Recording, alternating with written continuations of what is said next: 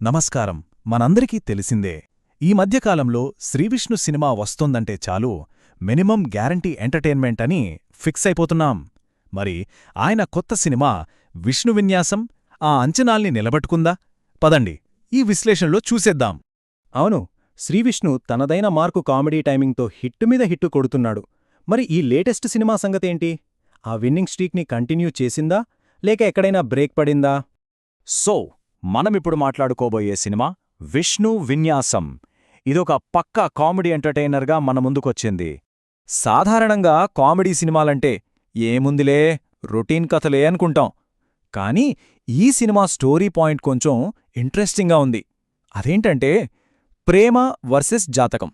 ఈ రెండిటి మధ్య జరిగే ఫన్నీ ఫైట్ గురించే ఈ కథ. ఒక్కసారి ఆలోచించండి. హీరోకి ఒక పెద్ద డైలమా. ప్రాణంగా ప్రేమించిన అమ్మాయి ఒకవైపు, కానీ జాతకాలు మాత్రం కలవడం లేదు. ఇప్పుడేం చెయ్యాలి? ప్రేమ కోసం నిలబడాలా, లేక నమ్మకాల్ని పట్టుకుని వేలాడాలా? ఇదే అసలు పాయింట్. మన హీరో సిచ్యువేషన్ కూడా అచ్చమిలాంటిదే. ఒక పక్క తను ప్రాణం కంటే ఎక్కువగా ప్రేమించి తన కొలీగ్ మనీషా, ఇంకో పక్క జాతకం, వాస్తు, న్యూమరాలజీ వీటిమీద పిచ్చి నమ్మకం. ఈ రెండిటి మధ్య మనోడు ఎలా నలిగిపోయాడు అన్నదే కథలోని మెయిన్ కాన్ఫ్లిక్ట్. అన్నట్టు మన హీరో విష్ణు ఓ కాలేజీ లెక్చరర్. సరే, కథలో అసలు ట్విస్ట్ ఎక్కడ వస్తుందంటే తను మనసిచ్చిన అమ్మాయి జాతకంలో పెద్ద దోషముందని తెలుస్తుంది. బస్ అక్కడి నుంచి అస్సలు కథ మొదలవుతుంది. ప్రేమ గెలిచిందా, జాతకం గెలిచిందా అన్నదే మిగతా స్టోరీ. సరే, కథాంశమైతే ఇంట్రెస్టింగ్గానే ఉంది. మరి పర్ఫార్మెన్స్ల సంగతేంటి? ఈ కథను మన నటీనటులు ఎంతవరకు తమ భుజాలపై మోశారు? ఎవరు బాగా చేశారు? ఫస్ట్ చెప్పాల్సింది శ్రీవిష్ణు గురించే. యాజ్ యూజువల్ తన మార్క్ కామెడీ టైమింగ్, ఆ ఎనర్జీతో సినిమాను తనే లీడ్ చేశాడు. హీరోయిన్ నయన్ సారిక కూడా కాస్త క్రేజీ క్యారెక్టర్లో భలే సెట్ అయింది. ఇక సత్య గురించి స్పెషల్గా చెప్పాలి. శ్రీవిష్ణు సత్య కాంబో సీన్స్ అయితే థియేటర్లో నవ్వుల వర్షం కురవాల్సిందే. ఓకే, స్టోరీ బాగుంది, యాక్టర్స్ కూడా అదరగొట్టారు. మరి డైరెక్షన్ విషయానికొస్తే డైరెక్టర్ ఒక విషయంలో చాలా క్లియర్గా ఉన్నాడు. అదేంటంటే లాజిక్తో పనిలేదు, ఓన్లీ నవ్వులే ముఖ్యం. అవును, డైరెక్టర్ టార్గెట్ ఒక్కటే, ఆడియన్స్ని లాజికుల గురించి ఆలోచించే గ్యాప్ కూడా ఇవ్వకూడదు. నాన్ స్టార్ట్గా నవ్వించాలి. సినిమా మొత్తం ఇదే ఫార్ములా మీద రన్ అవుతుంది.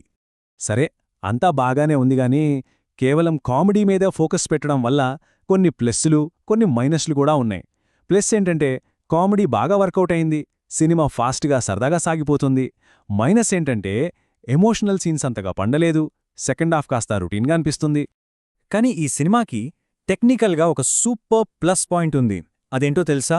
రన్ టైం 2 గంటల లోపే ఉండటంతో అనవసరమైన సాగదీత సీన్లు లేకుండా సినిమా చాలా క్రిస్ప్గా, ఫాస్ట్గా వెళ్ళిపోతుంది. సో ఇవన్నీ చూశాక ఫైనల్గా సినిమా చూడొచ్చా వద్దా? మన ఫైనల్ వర్డిక్ట్ ఏంటి? అసలు ఈ సినిమా ఎవరిని టార్గెట్ చేసింది? ఎవరు చూస్తే బాగా ఎంజాయ్ చేస్తారో? చూడండి, లాజిక్కులు, కథలో లోతులు ఇలాంటివి పక్కనబెట్టి జస్ట్ ఒక 2 గంటల పాటు హాయిగా ఫ్యామిలీతో కలిసి నవ్వుకోవాలి అనుకునేవాళ్లకి ఇది పర్ఫెక్ట్ వీకెండ్ వాచ్. అందుకే శ్రీవిష్ణును సరదాగా కింగ్ ఆఫ్ ఎంటర్టైన్మెంట్ అంటారు.